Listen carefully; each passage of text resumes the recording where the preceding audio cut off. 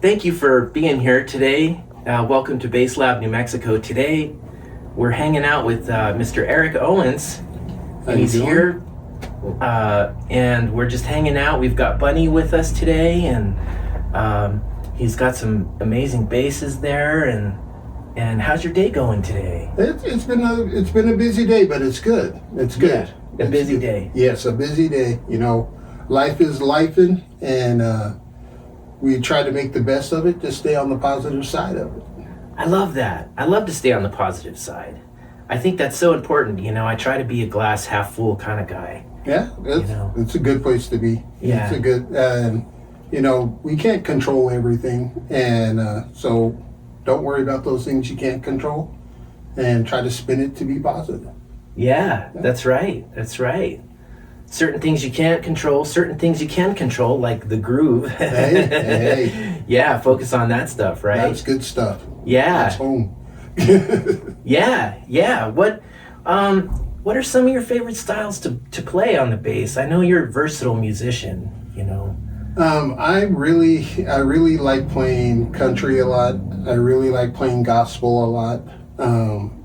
But if you were to ask me, I love playing everything. I just enjoy playing a variety of music because it allows me to grow in different ways all at the same time.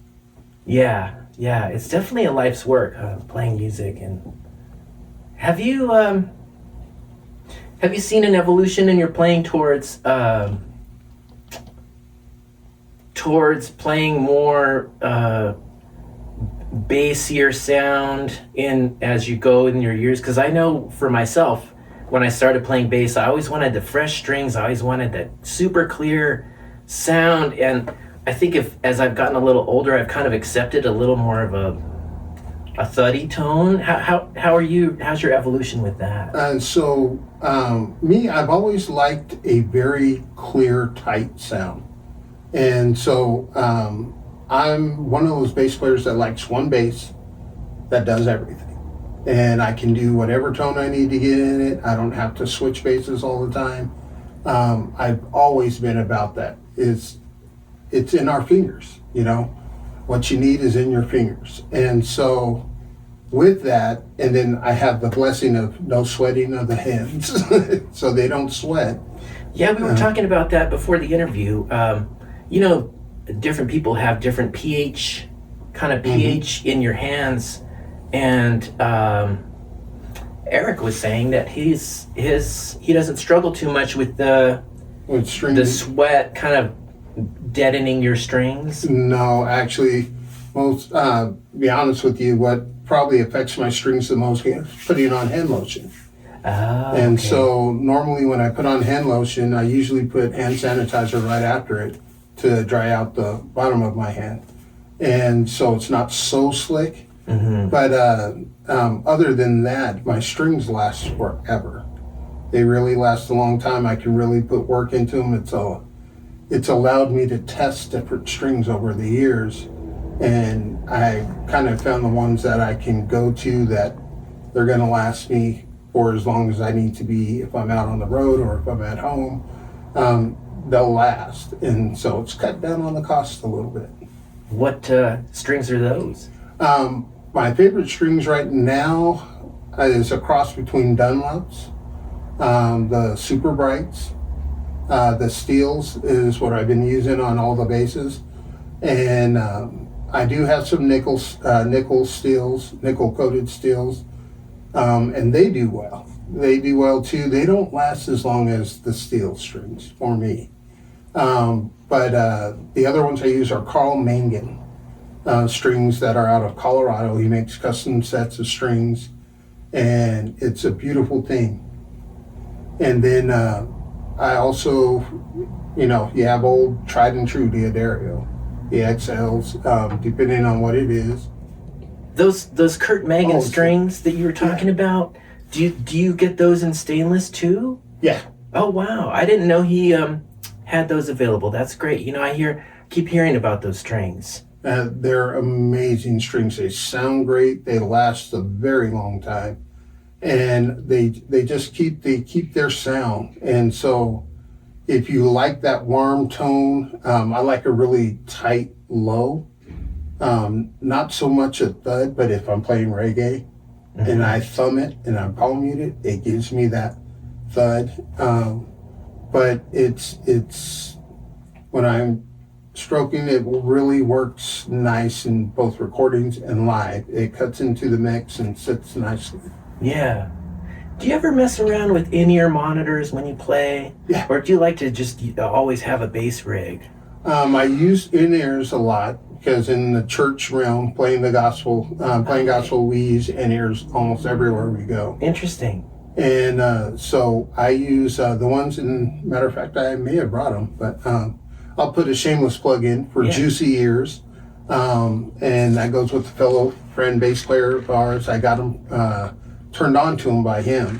I was looking for a new set, and he had bought these from, I guess there's a friend of his that started the business. And that was Donnie Tesso. Shout out to Donnie. Hey, Donnie. Yeah, he was talking about those Juicy Ears. And so I bought a set of Juicies, and I absolutely love them. Mm-hmm. And I switch between my Juicies and Sound Grinners mostly, and then I have a set of high-end KZs. And those, between those three, I have one of them in my bass case at all times. And so I never worry about my sound when I have to do it. Playing at some of the casinos, we're not allowed to use amps. And playing at other ones, they just encourage us not to use amps. And so when we have that option, we'll put them in the ears. Mm-hmm. And a good sound in the in-ear, you don't miss a thing. Mm-hmm. Yeah. Yeah, I know that's, it's come a long way. You know, I think back in the day I had some experiences trying to use in-ears, and it was, you know, sometimes the engineer would send you the signal too hot and it would be like, yikes, or stuff like that can happen. But I know these days it's gotten a little savvier with the personal packs and stuff like that. And so that's kind of nice, right? You can kind of... Yeah, it makes a huge difference. Like if you're using certain boards like Behringer or Midas or even like the Allen Heath boards or some of the fancier boards, they come with an app. You can get an app and you get to control your mix. And so they send you the signal, you control your mix on your phone. Oh, and, that's cool. You know, and you put it to where you want it, and that's where it is every time you sign into that particular board. Yeah. That's a vibe, you know, being able to control your own mix, you know. And I think that that's a skill in and of itself, because I remember being in the studio and being young and having the Avium thing with all the where you can select all of the tracks and then decide how much of you want of different things. And before I got savvy, I got myself kind of backed into some corners, and the engineer had to sort of help me. I am so with you. When I first started using like the Avian mixers, you know, I was getting lost with punching buttons. Punch a button, turn it off. Punch a button, turn it off. I got lost with some of that stuff, and I tend to, when they say, what do you want in your mix, I let them preset my mix. And I just tell them what I want, and I usually like everything. I want to hear everything that's going on because it gives me an idea of how I'm sitting in it, and that's where I kind of want to play, and where I feel that I'm in the mix, I'm heard, but I'm not overpowering. Mm-hmm. And you know, it's a mind thing because it's all controlled somewhere else, but for me, it gives me a sense of comfort.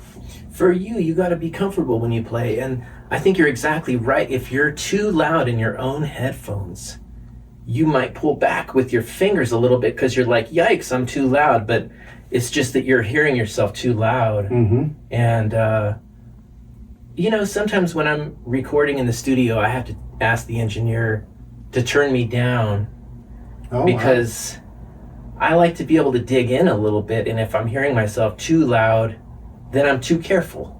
Yes. You feel me? Yes. Yes. And it's that digging in thing that you were talking about, sort of like You want to hear yourself just right so that you can kind of dig into that string. And get in there,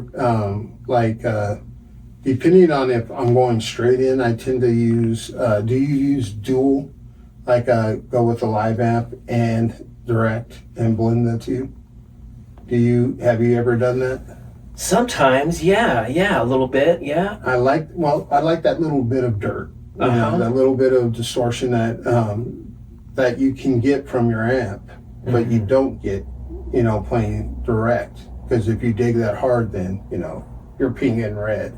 Right. And so I like that, having that little bit of drive in there. And I usually don't record with any pedals or anything, just the amp and straight in through wherever they have, a UA or any kind of DI, actually, radios. And I've never been real picky about that.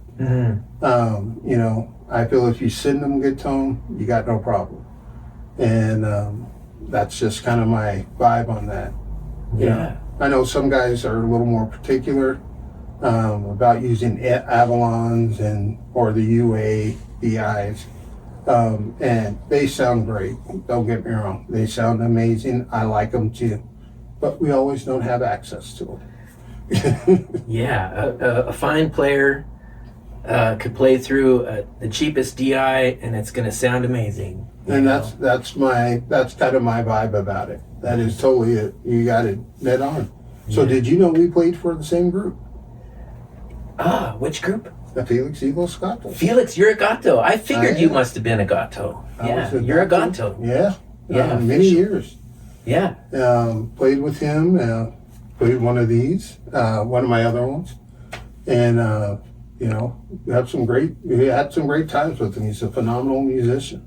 Shout out to Felix. Hey, Felix. Yeah. That's great. Yeah. So around what year was this when you were with Felix? I've known Felix better part of 20, 30 years, somewhere in there.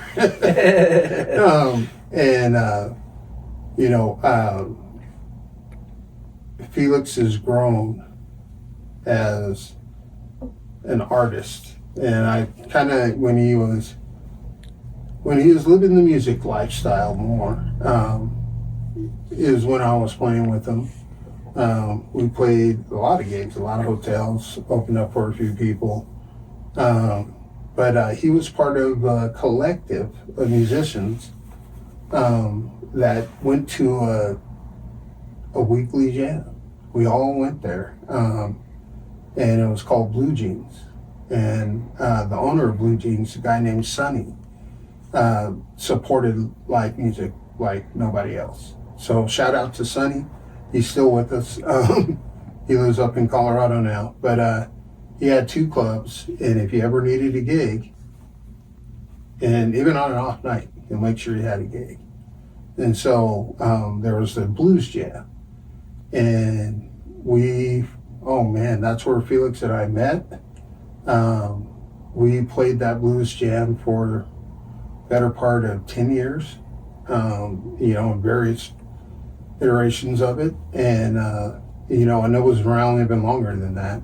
But when we met, and then we played after that, and then I used to sub with him a lot when, he was looking and changing his style into what now. So as he's come into that, because he's a lot different player than he was before, I played with him then, and as he's to kind of do his Zydeco thing, as he's gotten into that kind of vibe and doing a lot of polkas, that was fun. And I used to pull out one of my Barkers and go play that with him. Just it fit perfectly. It was like the base for the gig. And it's like, I've seen you with your upright. And that's perfect for what he does.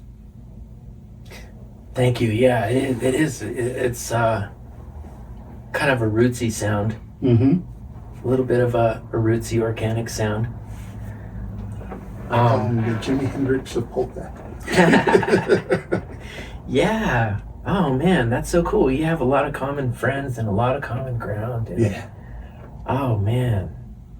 So back in the day, were you the house bass player for the blues jam? I was for many, many years. That was a band called Alex and the Rockets, and then with that was with I'll shout out to Rudy Boy Jaramillo. Rudy Boy, shout out. He was with us. Ricardo Sanchez, the drummer, Ricardo Sanchez, shout out Ricardo. and we had if I was to go through everybody that played Yeah, it, it's okay. that's a lot of Yeah, people. yeah. But Bill Ritt, a lot of the and a lot of the blues players that are still going out now would all come to that jam. So that collective of people, we've all been friends forever, and subbing in each other's groups, and as everybody does their musical journey, and it's been cool. I used to be I'm the one that came up with Rudy Boy's band's name, Rudy Boy Experiment. I was part of that band also, and held the low end chair for quite a while in that band. Yeah. And so it is part of my growth. Yeah, part of the musical community tapestry of New Mexico. Yeah. And oh man, there's so much I want to ask you about. Sure. I think I've been the house bass player of blues jams too, and that's a fun ride. It can be some of the best and some of the worst music you've ever heard. Right? Oh yeah. And there's nothing like it. And there's so many life lessons in that. It's like in playing a gig that can have such extremes. So I'll give you a little of my history. So back in the day, shout out to Harvey and the Prowlers, who are a classic group from here. I remember when I was stepping into the scene and I couldn't get on the stage. I would go and I would sit and I would let them know I'm there to play, and I sat back and I'll be with a friend of mine who's more seasoned musician, and they would call him up. They'd call another guy up. Then they'd call another guy up, and I'll be sitting there twiddling my thumbs. And, that was a strange place to be. And when I say it was a strange place to be is, I'm not saying they shunned, but they were very, very critical of who they allowed on stage. And so that gave me my attitude about how I'm going to treat my fellow musicians. And it really came from that experience. Now, Harvey and I are friends. And, he was never rude to me as a person, straight ahead. But I remember until he heard me play somewhere else, I couldn't get on this stage. And so the funny thing is, I started out back when I was 14, and my first band that I was playing in on the professional level was the Blues Kings. And that was, and I would go play this bar at 14 years old, sitting back, and I'd just go do my gig, get my money, and the leader of the band was my landlord, and so he would take me to the gig and take me home, and and that's how I got to go play these gigs, and it was to be a blues player at that point when everything was rock, glam rock in Albuquerque. And I was playing both. I was playing glam rock stuff, so I was playing Quiet Riot and Rat and, Poison and all those bands. And then I was going back and I'm playing guys that I didn't know the heck they were. But I grew up with a lot of gospel, and a lot of gospel being played in the house, and a lot of soul, R&B, and classic rock. So like Bobby Blue Bland, I knew who that was. And so I kind of used that, and he would show me other lines to play, but I had no idea whatsoever, no idea. half the guys I was playing, because they were from years way before me, and we didn't have a blues radio here. We didn't have anything, so I was learning the shuffles and everything from them. That's so interesting, because I think about that a lot. How wasn't that long ago that we didn't have the internet? Wasn't that long ago that we didn't have cell phones? Mm-hmm. And music was passed along from person to person, from band to audience, from musician to musician, and I think we're going through this process of globalization right now with music, and it still has its regional roots, but you're talking about learning the blues from cats in your community. In my community. In your community, like one-on-one. Yeah, literally. I would go over to the gentleman's name, shout out to John Patrick Nieto. I would go over to his apartment, and he would sit down and show me stuff.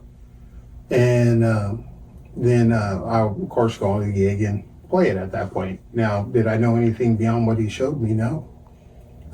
In the sense of what to play in the right spot and this and that, I was learning on, trial by fire. And they would call shuffling A, and I'll be going, okay, and jumping in. And so it was beautiful. Wow. When I look back now, and I held it down. I did okay. I didn't get fired, so guess I did okay. And then, I was playing simultaneously, playing all the rock stuff.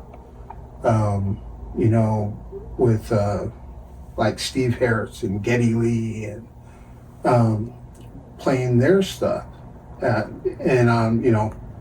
All my friends were Rush heads, so we would sit there and pound out and try to figure out all the Rush licks back in the day.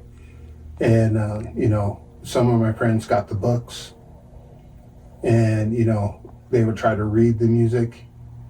I love being an audio guy, so I would wear out my cassette tapes and my records. I would wear them out, and if I didn't get it, I'll go back, listen again, and then when we met up, we'd kind of compare notes. That's how we all kind of did it. That's great. That's the most timeless way to learn music is with your ear. Yeah, and I trust my ear more than my sight reading, and so now I can sight read, not as well as I used to, but that's kind of typical par for the course. But my musical journey started out in percussion and on drums. And around 6th grade, they handed me a bass in a program over at Jefferson Middle School called the Salsa Band. And that's what the program was called. And so we played behind the choir. And so instead of having just the pianist playing with the choir, we had a full band that played behind the choir. And that was my foray into it. And part of the journey of that band was you had to play every instrument. So you had to play piano, keys, which there's a difference. You had to play guitar. I played tenor guitar in that, and a lot of people probably don't even know what that is anymore. We had vibes, so I played a vibraphone, xylophones, and then we had the sound system also. And we had a regular guitar, bass, and drums. And I remember I donated my drums to the school. And one of my fun things was going back to the school, and my drums are still being played. They're not now. They finally got retired. But like the bass I learned on over there was played all the way until probably maybe about 10 years ago is when I think Rob finally got rid of that bass. Wow. And you know, and I'm not sure, do you, one more shout out, Rob Janoff, do you know? Rob Janoff, shout out. Yeah, So totally. Yeah. Rob took over that program. And so he turned it into what's called Rockin' and Rhythm. And just absolutely he did a wonderful job. And that program turned out so many musicians in this town that have gone on to do great things, just because we had that option in school. So it was pretty cool. And I was lucky. I feel blessed for that. Wow. And how old were you when you donated your drums to the school band?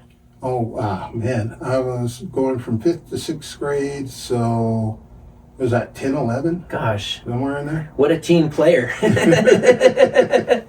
You know, I think my mom was happy to get him out of the house. Because I was playing, oh my gosh, I was playing a lot of Iron Maiden back then. You know, anything big, because it's a big piece, 9-piece Rogers drum kit. So I was in the garage and all you heard was, you know. And yeah, I'm sure she was quite happy when I switched to bass. Yeah. Wow. And so cool that before bass you were playing the rhythm on the drums, you know. That's really great. And how cool that you had a mentor in the blues group that you were working with later on. That's wonderful. You know, that's one thing I think, it's one takeaway that I would encourage like the younger cats to think about is, what about having a mentor? You know, I remember when I was young, and I know I'm a bit of a broken record, but there was no internet, no cell phones. Yeah. You know, we had a set of encyclopedias in the house. You know, that was kind of the information age. And if I wanted to figure out, if I wanted to get into like music, at some point I kind of decided that it would be advantageous to have maybe a teacher or a mentor. And so I was able to have some music lessons, but it was those music teachers that end up hiring you for gigs and end up recommending you for stuff. And, you know, I feel like a good strategy might be to sort of make friends with some of the people that you look up to and, you know, try to hang out with them. Like you were saying earlier, not being able to get on the stage until that person heard you play. I think a lot of musicians kind of deal with that, where maybe they have skills, maybe they know how to play, but they're not playing. Yeah. You know what I mean? And it's like, how do you sort of get in? And some of that is mentorship, like you said. And you know, I'm grateful for the bass community. And when I say that, I've always had friends that play bass, guys that are playing in bigger bands and doing stuff like that. And, you know, we play together, we'd sit down like we're sitting down and play, you know, and they would show me things, I would show them things that I'm doing because they didn't play what I was playing. And they were playing something different for me. We would trade licks or attempt to. My dad played organ, and my mom played a little bit also. All my sisters played piano. And then my brother, I guess he started on saxophone, but he didn't play much of it. But I used to get in trouble when I was a little guy, because I'd go climb up on the organ or I'd go climb up on the piano and try to mimic what I was hearing.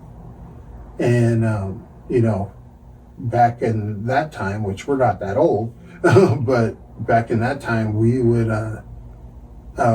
you know, the gender roles were still a big thing. And so, you know, of a military family, the boys, we went out, dug in the dirt, played in the dirt, and did a lot of boy things, and the girls did piano. So I wasn't allowed to take piano, which was interesting, you know. And after all said and done, all these years later, I'm the musician. Fascinating. And wow. So, wow. But you know, it's I think about my journey every once in a while, Yeah. and I truly feel blessed of just everything I've got to do over the years. Yeah. You know, from playing, from back in the day, learning how to play chopsticks to, playing punk rock and playing with groups like DK and Atoll and Black Flag and Butthole Surfers and all that. And, which, of course, there weren't many African Americans running around playing punk. But I did that. And Albuquerque had a thriving punk scene for many years back in the 80s. And then it had, and also, and maybe, I don't know, how long have you lived here? Well, I'm originally from Santa Fe. Okay. So I've been kind of living the Albuquerque life from a distance, let's say. So back in the 80s, we had an amazing, absolutely amazing original music scene.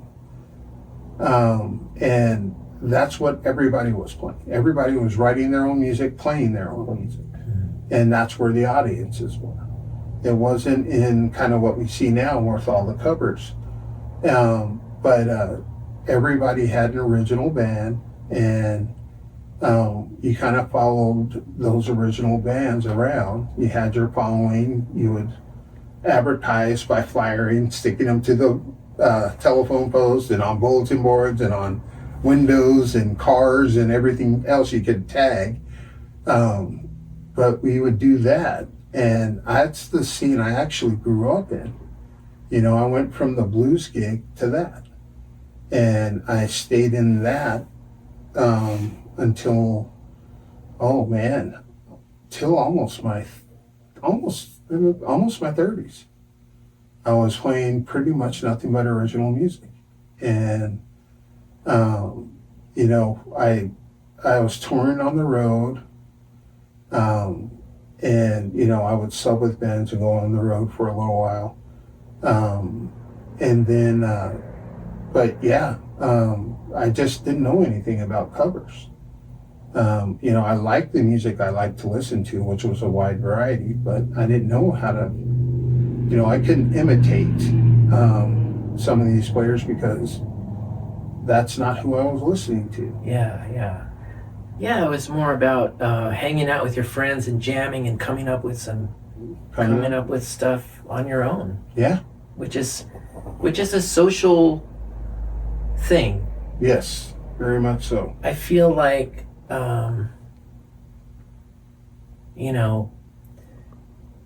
I think sometimes the music internet experience can be, we're so siloed in our own.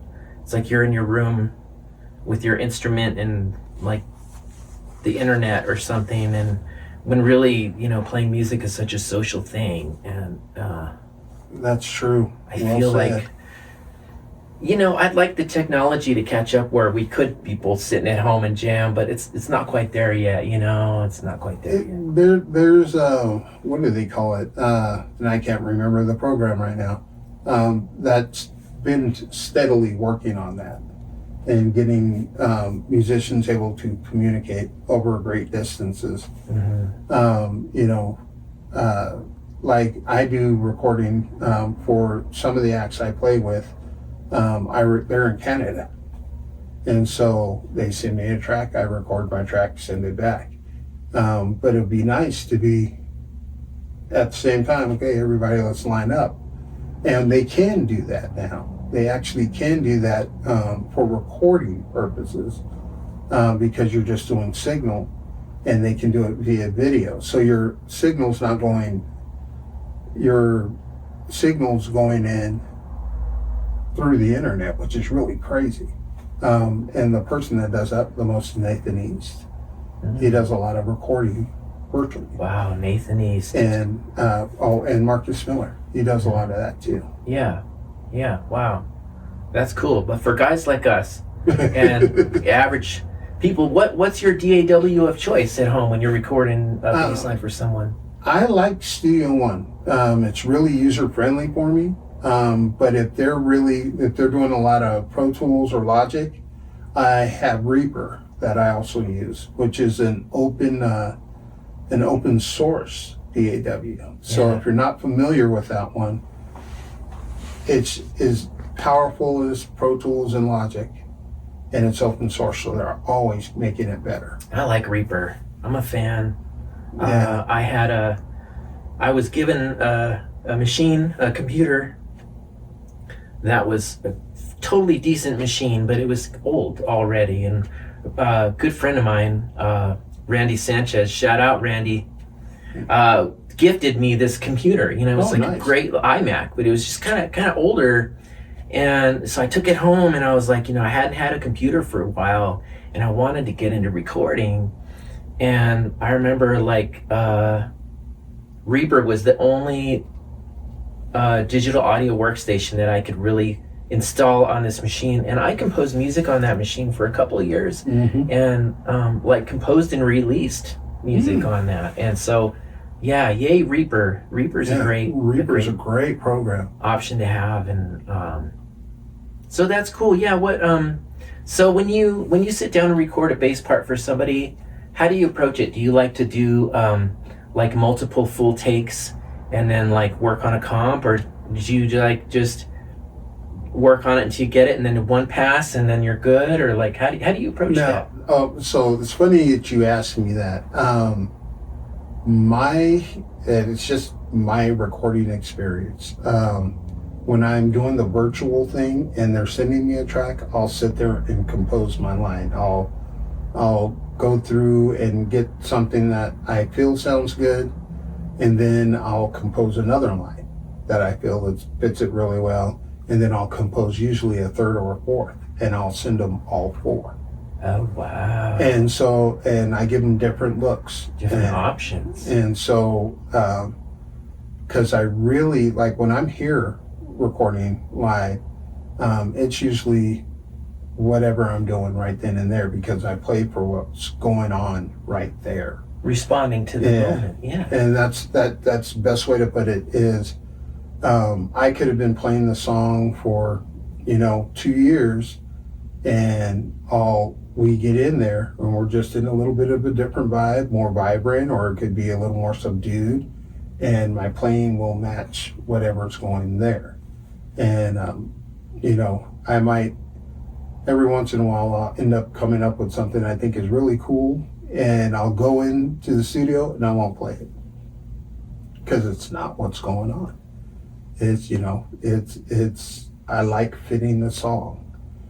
And, I've never been much of a glory hound or anything like that. So I get to, if it sounds good and it does well, that's where my joy comes from. Yeah. Playing for the song, like a lot of great players, you play for the song and you listen and let the song kind of tell you what the bass part might be. And that's remarkable that you can give several versions, several different ideas. That's remarkable. I tend to get fixated on my first idea.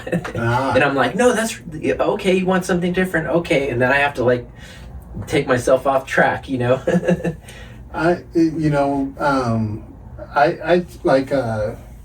tend to, when I play live,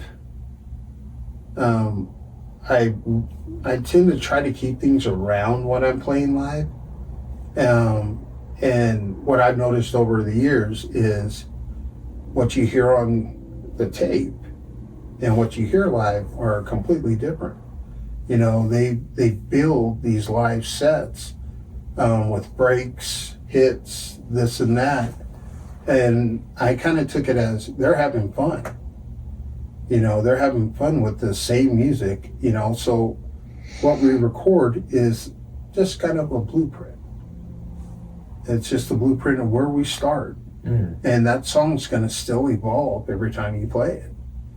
You might feel something in that moment and do it, and or the MD might say, hey, we're going to add this huge interlude where we're doing some really cool stuff.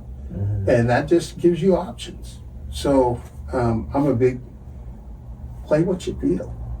Play what you feel, and you know, just try to keep it in with the music.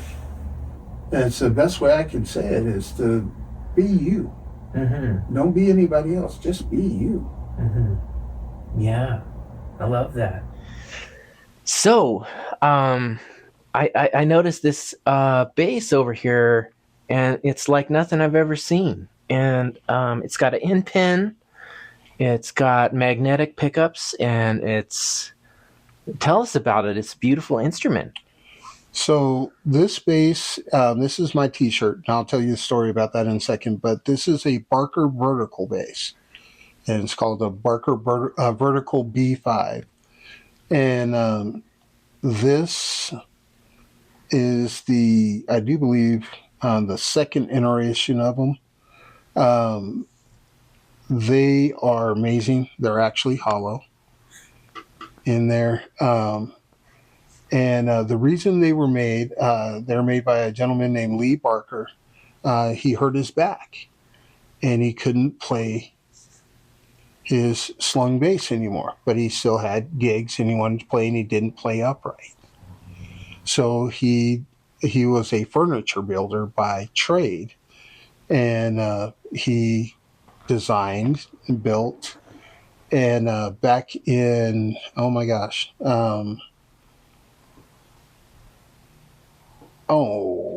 where are we now? Probably in the early 2000s. And I can't remember the exact date. I was at a bass conference up in San Jose, California, called Bassquake, and it was a big conference. And I met Lee out there, and he had his vertical basses, and I just fell in love. And so I ended up being one of the Barker players. We're called the Barker family. We're all pretty close still to this day. Lee is retired from building basses now, but uh, it's an absolutely amazing sounding bass.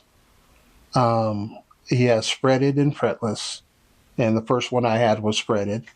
Um, and then the story of this one is he called me up one day and he goes, "Eric, what's your T-shirt size?" And so I told him. And, I didn't think anything of it, just thought he'd send me a T-shirt. And I was like, cool, I get a new T-shirt. One day, I open the door, and this thing is sitting in front of the door. And I'm like, ooh, And so I open it, obviously. I'm like a kid in Kenny's store. Hello, cutie. I am just absolutely thrilled and jumping up and down and happy. Open the box up and pull it out and everything, and just so excited. Never even noticed there was an actual T-shirt in there. And so there was a T-shirt in the box behind the space. Oh, that's so sweet. And so I've always called Wow. this bass the T-shirt, because that's how it came to me. And they sent it to me. They said, "Eric, this space is for you. We want you to have this space." And I'm just absolutely honored. Wow. And I still talk to Lee to this day, and um, stay in touch with the bass players, the other Barker family. And hello, cutie. And it was just literally one of my most favorite stories. Or it was so awesome to Yeah, have what it a show up. gift. What a gift. What a gift. And this other bass that you have hanging out, what's going on with that one? Tell us So the story of that bass. That's beautiful. I usually have a name for all my basses, and I have not come up with a name for this one because I'm still amazed by it. Yeah? I have no. Can I check it out? Yeah, by all means. So this is Wow. actually made here in New Mexico. Okay. The Barkers from Oregon. They were made in Bend, Oregon. And shout out to Lee and Linda Barker. Shout And I out. call them mom and dad. This was made by Steven Sukop and from Sukop Bases. And he is out actually now. They're being made in Taos, but this one was made just north of Espanola. Really? But when he originally got started, he was making them in Angel Fire. No way. Yeah. Well, that's an interesting New Mexico connection. And the story behind these bases is how I found these bases. Is I was in New York, um, and we were out there for what was I out there for? Bass Day, Bass Day and Drummers Collective anniversary. It's the 25th anniversary, so I was out there for that, and went to Rudy's Music Stop, famous music store out in New York City. And up on I think it was the third floor, is third or fifth floor, where the bases were. And so I went up there, and there's this long line of bases, everything you could ever want, 75 jazz, 60s P, Roscoe bass, just anything you can ask for, and all these boutique and the classic basses you can ask, just lined up and that you could play. At the end was a Sukop, just sitting there, and it was a mahogany version, 34-inch scale. And I played these other basses, and I picked up that bass, and I was like, oh my gosh. I couldn't believe the sound. I couldn't believe the playability of it.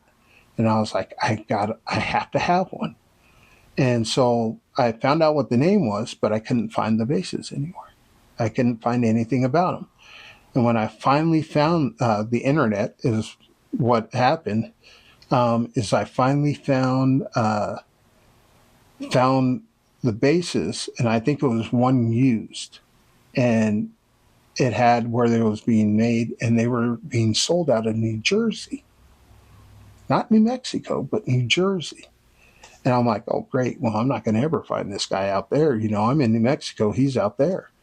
And so I always looked and kept looking because it was my dream base at that point. And I found a picture online, and down in the corner it said Angel Fire, New Mexico. And I said, what? And I was like, Angel Fire, New Mexico. So I did the legwork and found them. And literally from that day on, Steve and I have been great friends. This is my fourth Sukop, and I have all of them. And absolutely, in my opinion, the best bass is made.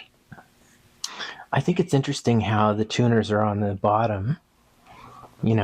It's not a lefty. It's just like that. Yeah, It's got the Bartolinis in there. Mm-hmm. Wow, that's an incredible instrument. It's beautiful. Yeah. And I got this one. I got this one after I got my master's.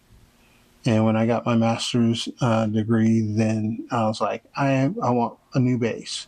And so I talked to Steve, and he said, what do you want? And I just gave him an idea of what I wanted. And he goes, oh, the kitchen sink. And that's all. That's how he said it to me. And I said, okay. And I think he made me wait a whole year for that bass. Wow. Wow. But when I saw it, I almost fell to my knees because I've never seen anything like it. The cut, the figure that's on the front, and all that. There was a lot that went into it, and the best part of this, because this is not a normal cut, and you don't normally see this kind of figure. What I like and I'm impressed most by is this would be considered a green bass. He uses solar power tools, and the rest is just his hands. So, Wow. and just to tell you the artist that he is, and he's about ergonomics, so the bass feels good. The sound and everything. He's a master builder, and I can't say enough. He's an incredible guy. He's a great bass player, and but just to have this artistry within him, to create something like this was just blew me away. It's beautiful.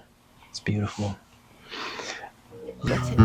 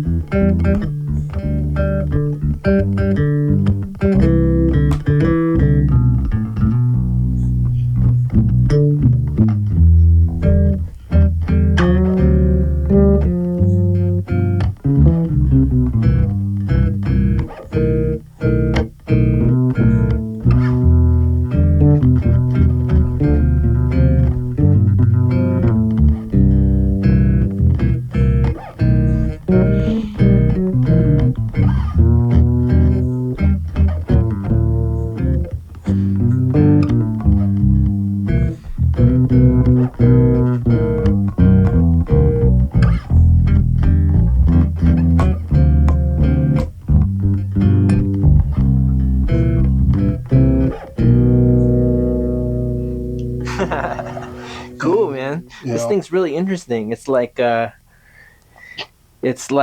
the same string length as an electric bass. Yes, and that's so.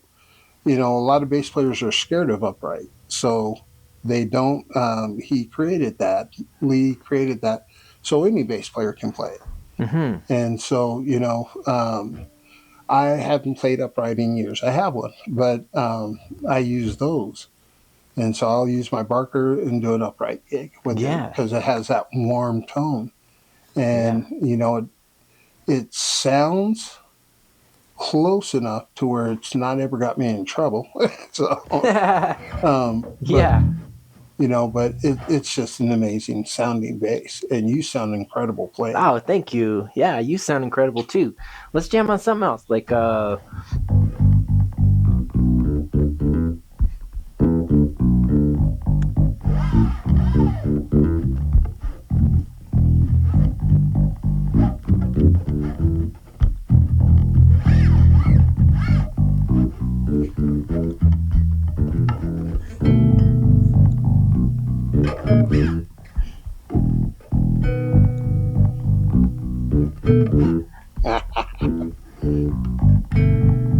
trying to bend that.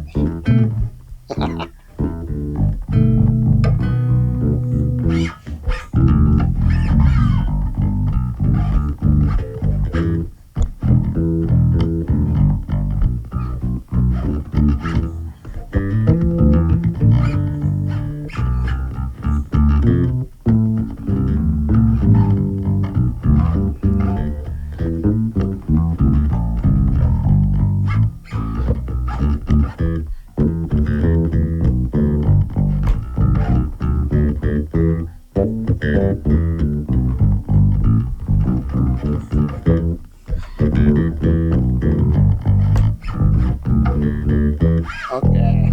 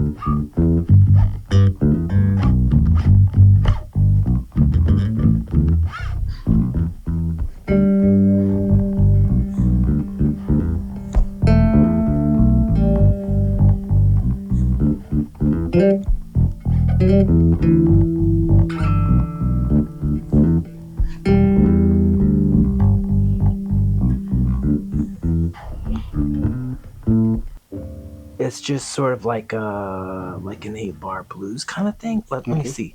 It kind of goes like this.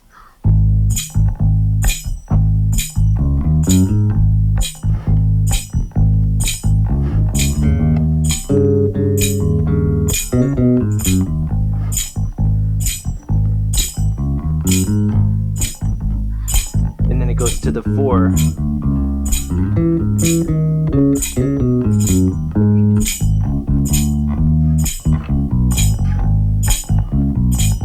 That's the whole thing. So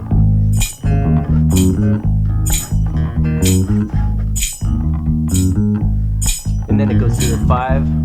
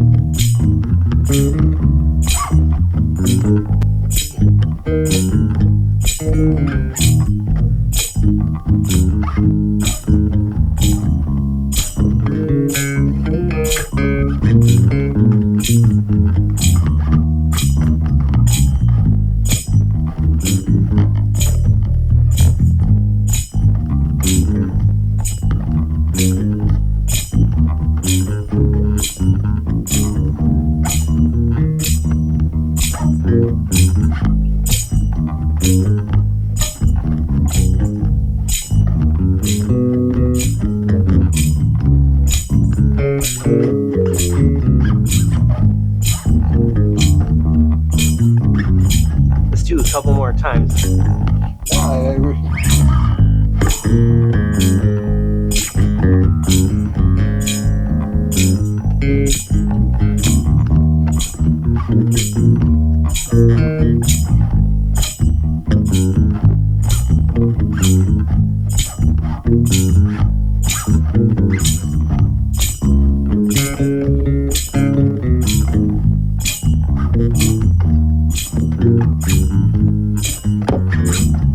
That's a cool line.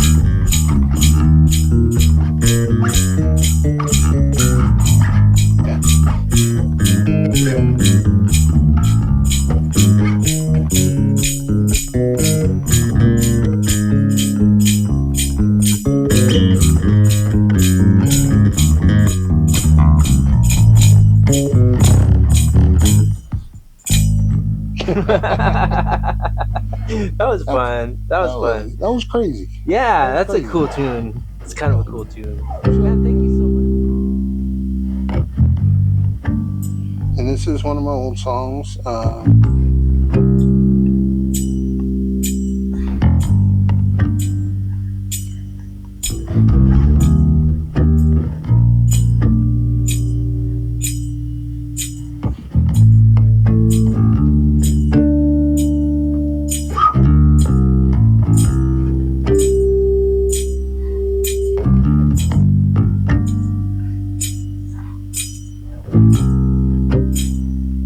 Right on. Then I'll walk it in.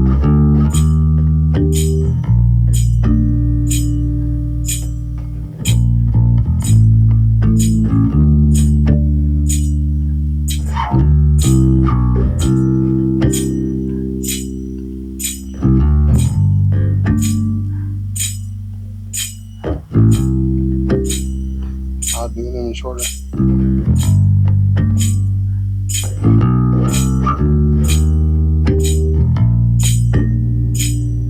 3, 4,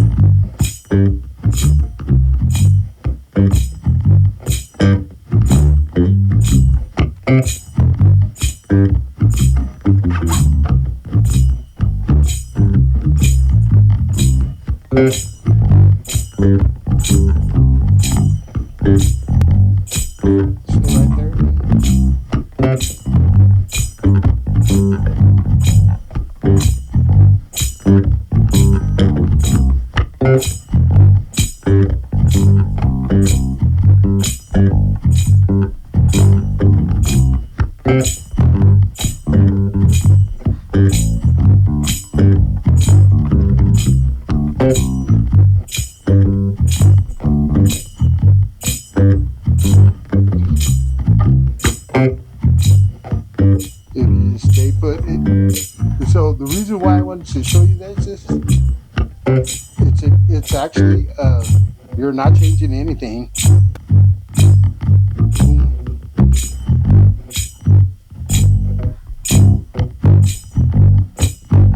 Break it down, and that's actually where it's at.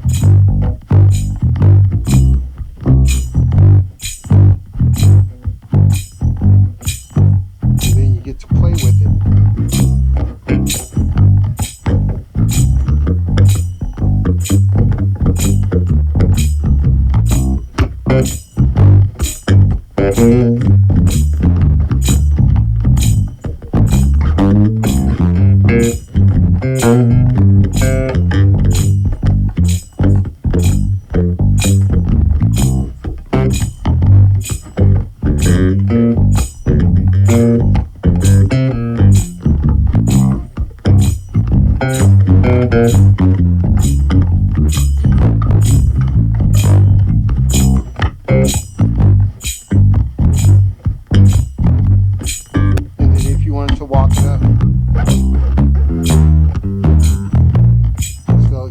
That falls in there. A, E, then back to the 1, to the C.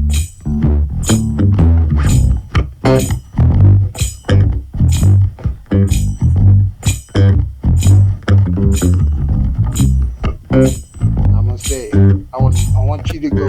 I want you to go wherever you want to go. I'll stay on this.